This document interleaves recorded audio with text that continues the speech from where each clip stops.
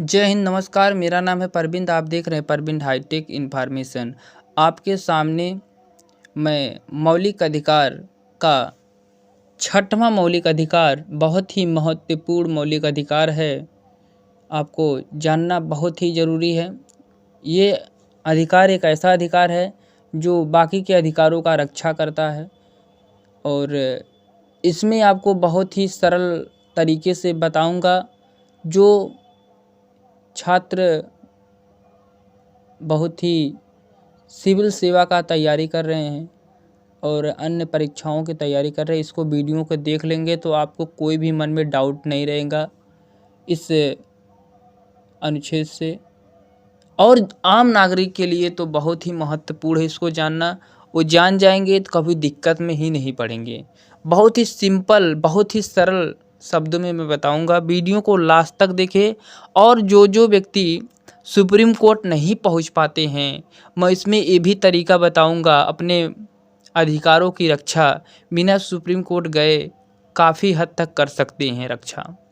इस वीडियो में आपको मिलेगा नॉलेज, कैसे इसको रक्षा करना है आपको इसी वीडियो में बताऊंगा। वीडियो को बस लास्ट तक देखें और सही ढंग से सुने और समझे। एक एक पॉइंट को बहुत क्लियरिटी से मैं स्पष्ट करके बताऊंगा आपको, बस ध्यान से समझे और सुने।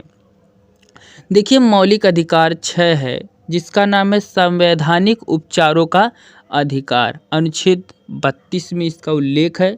इंग्लिश में बोलते हैं राइट टू कॉन्स्टिट्यूशनल रेमेडीज। चलिए इसमें पॉइंट वाइज हम क्लियर कर देते हैं और बहुत ही बारीकी तरीके से एक एक बात को सुनेंगे। देखिए, पॉइंट नंबर 1 है, क्या कहता है? अर्थ परिभाषा।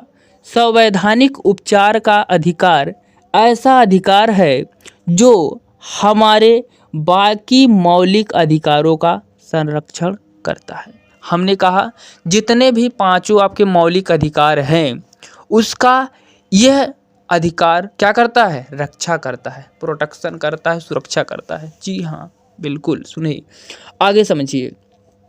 दूसरा पॉइंट है आपका संवैधानिक उपचारों का अधिकार भारतीय संविधान के भाग 3 अनुच्छेद 32 में वर्णन है। मैंने क्लियर कर दिया था। और तीसरा पॉइंट क्या कहता है? यदि राज्य द्वारा किसी भी भारतीय नागरिक के मौलिक अधिकारों का उल्लंघन होता है तो वह सीधे सर्वोच्च न्यायालय सुप्रीम कोर्ट के शरण में जा सकता है। यदि किसी भी व्यक्ति के द्वारा अधिकारों के उल्लंघन पर हम सीधे सुप्रीम कोर्ट नहीं जा सकते। थोड़ा सा इस बात को क्लियर समझ लीजिए भाइयों, नहीं तो आप लोग कन्फ्यूजिया रहेंगे इस बात के लिए। ठीक है, थोड़ा समझिए क्या कर रहा है। देखिए, अगर कोई व्यक्ति है, यदि किसी व्यक्ति द्वारा, ठीक है, आपके मौलिक अधिकार का हनन होता है तो आप सीधे सुप्रीम कोर्ट नहीं जा सकते हैं। जैसे आपको 2-3 हाथ कोई मार देता है पब्लिक प्लेस पे, ठीक है, तो पुलिस थाने में जाएंगे, सुप्रीम कोर्ट नहीं जाएंगे। ठीक है, आपके कोई बेइज्जती कर देता है जो कि आपके मौलिक अधिकार से है। छोड़िए, यहाँ पर आपके प्रोटेक्शन की बात कर देते हैं। यहाँ पर राइट आपको स्वतंत्रता की बात कर देता हूँ। जैसे मान लेते हैं आपका कोई मोबाइल लेके चेक करने लगा व्हाट्सएप, फेसबुक, ठीक है, अनुच्छेद 21 का आपका उल्लंघन कर रहा है तो उसके संबंध में आप सुप्रीम कोर्ट नहीं जाएंगे। ठीक है, स्वतंत्रता का आपका अधिकार का हनन कर रहा है लेकिन आप सुप्रीम कोर्ट नहीं जाएंगे, आपको पुलिस के पास जाना होगा। ठीक है, इसका मतलब यही है। आइए आगे समझते हैं। पॉइंट हमने आपको क्लियर कराया होगा, शायद, उम्मीद करता हूँ क्लियर हुआ होगा आपका। अब हम पॉइंट तीसरा पकड़ते हैं और समझते हैं। तीसरा आपने समझ लिया, ठीक है, यदि राज्य सरकार वाला, ये तो हो गया आपका। अब पॉइंट चौथा थोड़ा सा क्लियर कर देते हैं। ये बहुत ही महत्वपूर्ण पॉइंट है, इसको समझिएगा। देखिए, डॉक्टर भीमराव अम्बेडकर ने अनुच्छेद 32 को संविधान का हृदय और आत्मा कहा है। देखिए, डॉक्टर भीमराव अम्बेडकर जो संविधान के पिता, जनक कहा जाता है, उन्होंने पहले ही कह दिया है कि जो अनुच्छेद 32 है यह संविधान का क्या है? हृदय है और आत्मा है। ठीक है, क्योंकि इसके बिना कोई काम होने वाला नहीं है। जब आपका कोई रक्षा करने वाला नहीं रहेगा मौलिक अधिकार, इसका मतलब कोई बातें नहीं, इसलिए पहले ही बाबा साहब ने कह दिया था ये क्या हृदय है, आत्मा है। क्लियर होगा पॉइंट आपको, उम्मीद करता हूँ। आगे समझते हैं। पॉइंट आपका 5वां बहुत ही महत्वपूर्ण है, इसको थोड़ा सा ध्यान से समझिएगा। पूरा खेला यहीं से चालू है, अब पूरा खेला यहीं से चालू है। अब आपको बहुत ही बारीकी से पॉइंट को समझना होगा। देखिए क्या है, मौलिक अधिकारों के हनन की स्थिति में उच्चतम न्यायालय निम्नलिखित 5 प्रकार की रिट जारी करता है। देखिए जो सुप्रीम कोर्ट है, अगर आपके मौलिक अधिकार का हनन कोई करता है, उल्लंघन करता है, तो सुप्रीम कोर्ट 5 प्रकार की रिट जारी करता है। थोड़ा सा इसके बारे में, रिट के बारे में थोड़ा जान लीजिए। देखिए रिट का शताब्दिक अर्थ होता है आदेश देना, ठीक है। इसका शताब्दिक हमने अर्थ बताया आदेश देना, ठीक है। रिट जो शब्द है थोड़ा समझिए, रिट जारी करने की शक्ति ब्रिटेन के संविधान से लिया गया है। जो रिट का शब्द है थोड़ा समझिए, ये ब्रिटेन के संविधान से लिया गया है। कहाँ से लिया गया है? ब्रिटेन। आप लोग जानते होंगे जो अंग्रेज लोग हैं ब्रिटेन वाले थे, शासन कर रहे थे, वही लोग वहीं के लिए झटक के लिया गया है इसको, बात को। और थोड़ा सा इसको समझिए, जो ब्रिटेन जो रिट का प्रयोग है, पहले ब्रिटेन में रिट का प्रयोग राजा रानी करते थे, ठीक है, राजा रानी करते थे। अब भारत के संविधान में कर दिया गया है, लेकिन पहले प्रधानमंत्री और राष्ट्रपति, ठीक है, करके ठीक है, हमारे देश के न्यायपालिका, ठीक है, हमारे देश को न्यायपालिका को करने का इसको दे दिया गया है, ठीक है। अब हमारे देश की न्यायपालिका इसको करती, प्रधानमंत्री राष्ट्रपति को नहीं किया गया है, ठीक है, नहीं करती है, ठीक है। इसको हमारे क्या करती है? भारत का न्यायपालिका करती है, ठीक है। आपको क्लियर हुआ होगा, उम्मीद करता हूँ। आइए सभी जितने भी 5 रिट हैं वो एक एक बारीकी से हम पॉइंट वाइज ABCD कह के क्लियर करते हैं आपको। और ये जितने भी रिट है सब लैटिन शब्द हैं। क्लियर बताऊंगा लैटिन शब्द का हिंदी में क्या मतलब होता है, क्लियरिटी से सुनिएगा, बहुत ही मज़ा आने वाला है आपको और अपना अधिकार को जान के बहुत ही बड़ा खुशी होगा आपको। देखिए समझिए, पहला रिट है जो कि बहुत ही महत्वपूर्ण रिट है, ठीक है। इस रिट को जानने में इतना आपको इच्छुक होना चाहिए, क्योंकि ये आपको पता चल जाएगा ना तो डरे ओरेंगे नहीं, समझ जाएंगे। रिट को समझिए। पहला रिट आपका है A पॉइंट में है बंदी प्रत्यक्षीकरण रिट, ठीक है, बंदी प्रत्यक्षीकरण रिट। इसको पॉइंट नंबर 1 से समझिए। पहला पॉइंट में है, क्या कहा गया है? यह एक लैटिन शब्द है, यह एक लैटिन शब्द है जिसका शताब्दिक अर्थ होता है शारीरिक उपस्थित होना, ठीक है। अभी क्लियर करता हूँ। दूसरा पॉइंट है, यदि बंदी रखना अधिनिक है, न्यायालय उस व्यक्ति को मुक्त कर सकता है। थोड़ा सा समझा देता हूँ आपको इस बात को, दोनों पॉइंट को क्लियर हो जाएगा जिससे आपको। देखिए समझिए, पॉइंट नंबर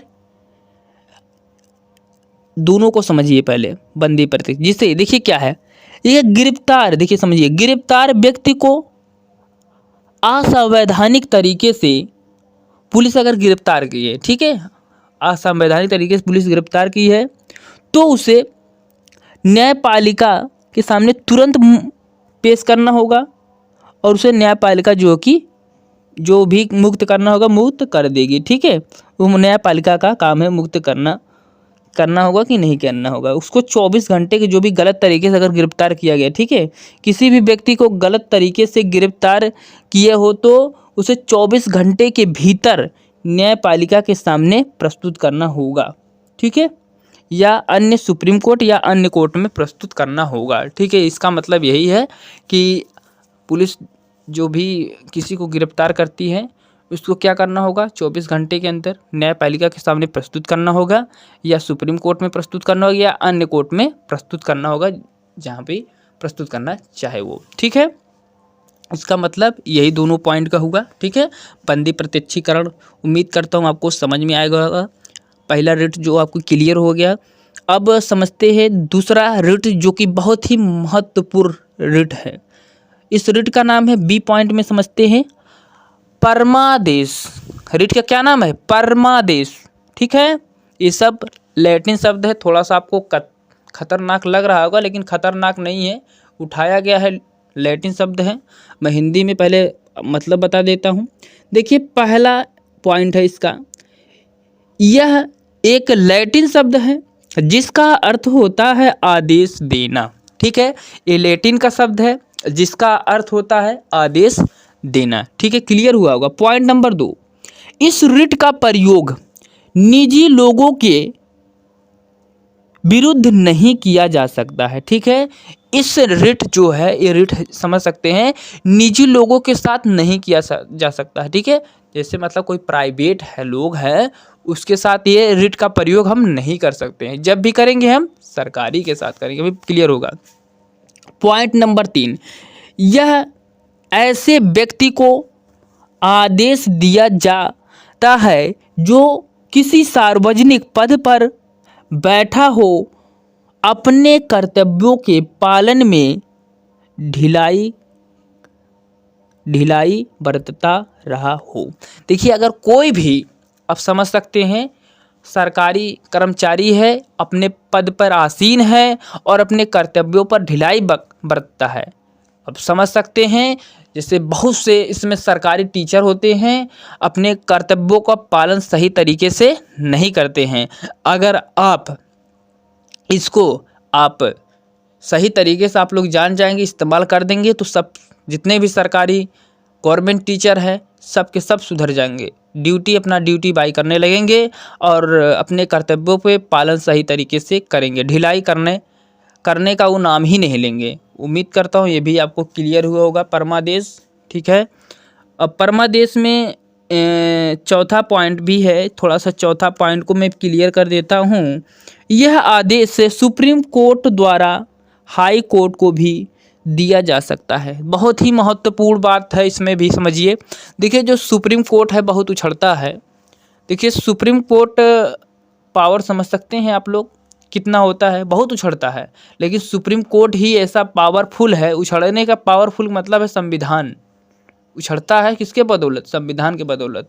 ठीक है, संविधान के बदौलत उछड़ रहा है सुप्रीम कोर्ट, तो पढ़ेगा तभी सुप्रीम कोर्ट किसी को आदेश देता है। देखिए क्या कहा है, यदि यह आदेश सुप्रीम कोर्ट द्वारा हाई कोर्ट को भी दिया जा सकता है।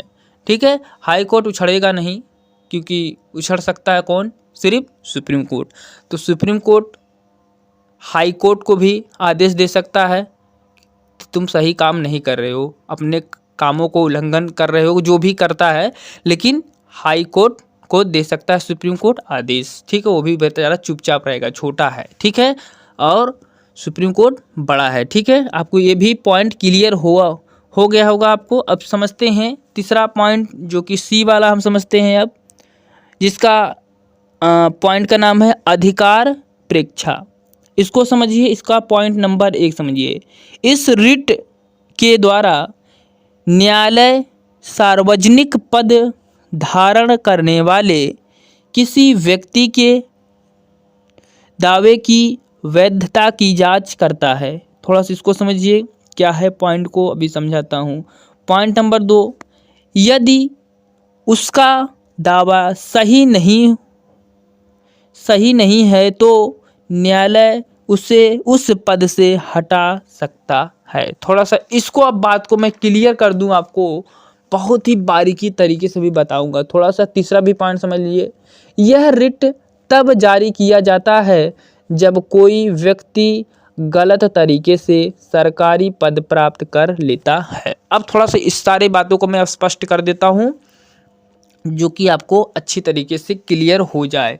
थोड़ा सा समझिए। देखिए सी क्या है, पॉइंट समझिए। कभी कभी कोई भी गलत तरीके से संवैधानिक पद पर हो जाता है। ठीक है, जैसे सरकारी नौकरी के चक्कर में, ठीक है, बहुत से टीचर में सरकारी नौकरी लेने के चक्कर में टीचर वाला तो पैसा वैसा घूस वगैरह दे के टीचर हो जाते हैं। तो अगर ऐसा कोई करता है तो वह जो कि इसके द्वारा अधिकार प्रेक्षण के द्वारा इसकी जांच करवा सकता है। पूरा नियुक्ति से लेके कैसे हुआ है पूरा क्लियरिटी से इसका जांच हो जाएगा। गलत पाए जाने पर इसको हटा सकता है और इसके योग्य जो होगा उसको रख सकता है। ठीक है, आपको ये भी उम्मीद करता हूँ आपको क्लियर होगा आपको। ठीक है, बिल्कुल क्लियर हुआ होगा। ठीक है, आपको क्लियर हुआ होगा। इस प्रक्रिया को पूरी जांच कर सकते हैं, आपको बता दिया है। अब आइए समझते हैं डी वाला पॉइंट, बहुत ही महत्वपूर्ण है, उत्प्रेषण। उत्प्रेषण को हम समझते हैं क्या है उत्प्रेषण। देखिए पॉइंट नंबर 1, यह एक लैटिन शब्द है जिसका अर्थ है मंगा लेना। अब समझिए मंगा लेना का मतलब। पॉइंट नंबर 2, यह रिट जारी की जाती है निम्नलिखित मामलों में, जब किसी न्यायालय ने अपने अधिकार क्षेत्र से बाहर जाकर अपने क्षेत्राधिकार उल्लंघन किया हो तो, अपने क्षेत्राधिकार का उल्लंघन किया हो तो। ठीक है, अगर कोई भी न्यायालय है अपने क्षेत्राधिकार से, जैसे मान लेते हैं बड़े बड़े जो कि केस मुकदमा होता है तो पैसा वगैरह दे देते हैं जज को। ठीक है, और फैसला अपना सुनाने लगते हैं अपने अधिकार क्षेत्र से। तो ऐसा करता है तो वहाँ पर अगर सुप्रीम कोर्ट पे आप पहुँचते हैं तो उस फैसलों को रोक दिया जाएगा। क्लियर, यही बताता है, इस पॉइंट को यही क्लियर करता है। ठीक है, क्षेत्राधिकार को उल्लंघन किया था तो हो उसको रोक दिया जाएगा। ठीक है, तीसरा पॉइंट है, ठीक है, यह रिट निर्णय देने के बाद जारी किया जाता है। ठीक है, यह रिट तब जारी किया जाता है, थोड़ा सा इसको समझिए। यह रिट जब निर्णय दे देता है, ठीक है, तब इसको जारी किया जाता है। निर्णय दे देता है, ठीक है, निचली अदालत, तब इसको जारी किया जाता है। अब समझ गया। अब समझते हैं ई वाला पॉइंट, ई वाला समझते हैं, प्रतिषेध। इसको समझिए पॉइंट नंबर 1, यह लैटिन शब्द है जिसका अर्थ है, इसका अर्थ क्या होता है समझिए। इसका अर्थ, इसका किसी कार्य के प्रतिपादन को प्रतिबंधित करना है। इसका अर्थ है किसी कार्य को प्रतिबंधित कोई कर रहा है, इसका अर्थ यही होता है। आइए समझते हैं पॉइंट नंबर 2, प्रतिपादन के अंतर्गत उच्चतम न्यायालय निचली न्यायालय को संबंधित मामले में कार्य करने से पहले उस मामले को अपने पास बुला लेती है। अब थोड़ा सा इसको हम आपको समझा देता हूँ, थोड़ा अच्छे तरीके से क्लियर हो जाए। देखिए, निचली अदालत अपने कार्य क्षेत्र से बाहर फैसला सुनाती है तो उसको कभी वहीं पर रोक देता है कौन, सुप्रीम कोर्ट, और उसको अपने पास बुला लेता है। सुप्रीम कोर्ट कहता है तुम अपने कार्य क्षेत्र से बाहर होकर काम कर रहे हो, निचली अदालत, तो कोई पहुंचता है तो वहाँ पर जो कि सुप्रीम कोर्ट वो इस मामले को वहीं पर रोकता है और उस मामले को अपने पास बुला लेता है और सारे मामले को अपने पास बुला के सब कार्रवाई कराता है। अब मैं बताता हूँ, अब सभी लोग तो सुप्रीम कोर्ट तो जा नहीं सकते। मैंने वीडियो के स्टार्टिंग में ही कहा था कि मैं आपको बताऊंगा आपके मौलिक अधिकारों को काफ़ी हद तक सुना जाएगा उस बिना सुप्रीम कोर्ट के जाए। ठीक है, मैं बता देता हूँ, आपको ध्यान से सुनिए। देखिए वो कौन सा है, कहाँ जा सकते हैं। देखिए आपको जाना कहीं नहीं है, आपके साथ सभी के राज्य में एक केंद्र सरकार, राज्य सरकार, सभी के जितने भी स्टेट हैं, भारत में जितने भी स्टेट हैं, सभी के राजधानी में एक मानवाधिकार करके आपके अधिकारों का रक्षा करता है, वो बैठा रहता है हर स्टेट में, राजधानी में। और वहाँ पर सुप्रीम कोर्ट के कौन बैठे होते हैं, वही जज बैठे होते हैं, रिटायर्ड जज बैठे होते हैं। वहाँ पर काफ़ी हद तक आपका सुधार हो जाता है, आपका काम हो जाता है। बहुत से मामलों में बहुत लोग सुप्रीम कोर्ट नहीं जा पाते हैं क्योंकि गरीब दुखिया लोग, पैसा उतना नहीं होता है, नहीं जा पाते हैं। तो यहीं पर जाके अपना समाधान करिए और अच्छे तरीके से, मैं उम्मीद करता हूँ आपका सुनवाई भी होता भी है। और अब आपको जानकारी नहीं है तो नहीं पहुँच पाते, अब तो आपको जानकारी हो जाएगा, तो आप पहुँचिए, क्योंकि बहुत ही महत्वपूर्ण है कि सब लोग को जानकारी हो और पहुँचिए, अपना काम करवाएं। कि मानवाधिकार का रक्षा करता है। सुप्रीम कोर्ट तो बहुते लोग नहीं पहुंच पाएंगे, बहुत रेयर केस में सुप्रीम कोर्ट पहुंचते हैं। उम्मीद करता हूं ये आपको